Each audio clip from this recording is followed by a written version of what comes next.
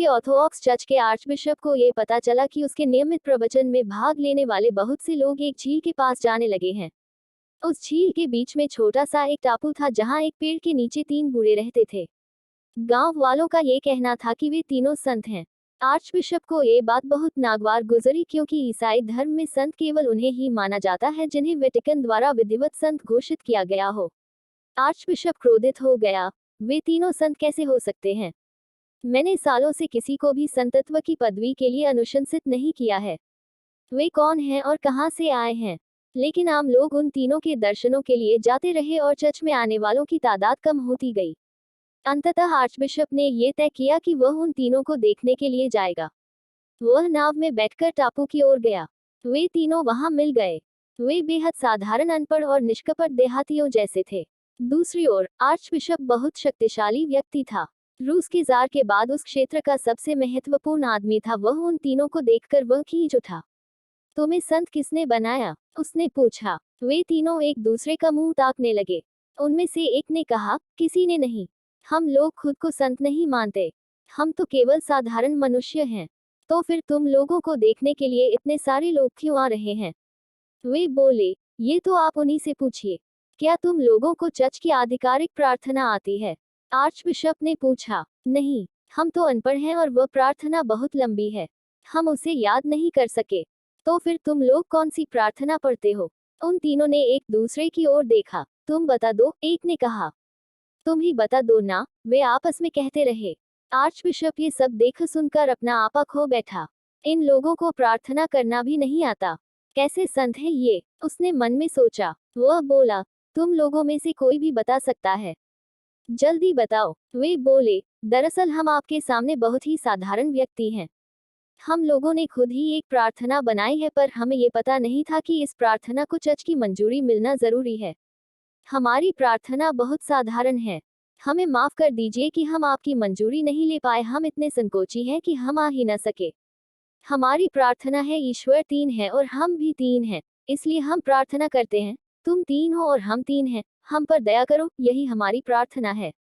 Archbishop बहुत क्रोधित हो गया। ये प्रार्थना नहीं है।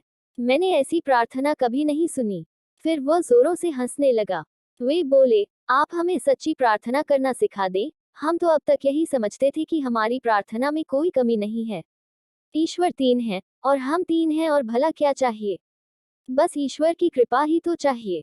उनके अनुरोध पर आर्चबिशप ने उन्हें चर्च की आधिकारिक प्रार्थना बताई और उसे पढ़ने का तरीका भी बताया।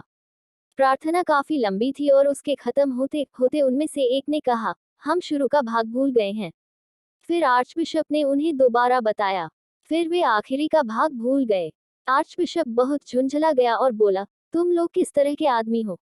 तुम एक छोटी सी प्रार्थना भी याद नहीं कर सकते। वे बोले, माफ करें लेकिन हम लोग अनपढ़ हैं और हमारे लिए इसे याद करना थोड़ा मुश्किल है। इसमें बहुत बड़े बड़े शब्द हैं। कृपया थोड़ा धीरज रखें। यदि आप इसे 2-3 बार सुना देंगे तो शायद हम इसे याद कर लेंगे। आर्चबिशप ने उन्हें 3 बार प्रार्थना सुना दी। वे बोले, ठीक है, अब से हम यही प्रार्थना करेंगे। हालांकि हो सकता है कि हम इसका कुछ हिस्सा कहना भूल जाएं, पर हम पूरी कोशिश करेंगे।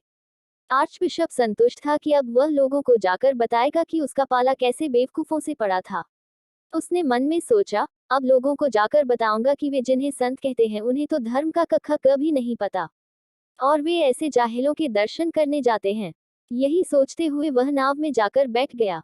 नाव चलने लगी और वह अभी झील में आधे रास्ते पर ही था कि उसे पीछे से उन तीनों की पुकार सुनाई दी। उसने मुड़कर देखा। वे तीनों पानी पर भागते हुए नाव की तरफ आ रहे थे। उसे अपनी आंखों पर यकीन नहीं हुआ। वे लोग पानी पर भागते हुए आए और नाव के पास पानी में खड़े हुए बोले, माफ कीजिए, हमने आपको कष्ट दिया। कृपया चर्च की प्रार्थना एक बार और दोहरा दे, हम कुछ भूल गए हैं। आर्चबिशप ने कहा, तुम लोग अपनी प्रार्थना ही पढ़ो। मैंने तुम्हें जो कुछ भी बताया उस पर ध्यान मत दो। मुझे माफ कर दो, मैं बहुत दम्भी हूँ। मैं तुम्हारी सरलता और पवित्रता को छू भी नहीं सकता।